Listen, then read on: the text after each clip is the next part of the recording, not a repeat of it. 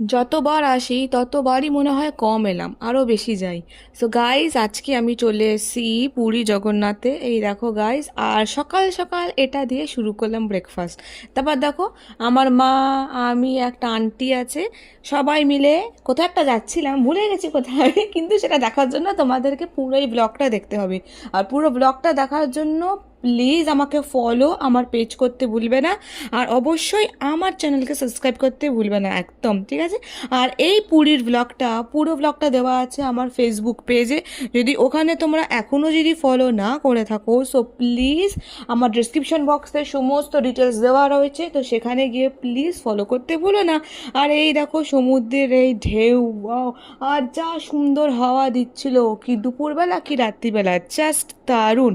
আর সব কিছু কমপ্লিট হলো, খাওয়া দাওয়া, লাঞ্চ, ডিনার সমস্ত কিছু হওয়ার পর পুরীর মন্দিরে পুজো দিলাম। আর এই একটা রেস্টুরেন্ট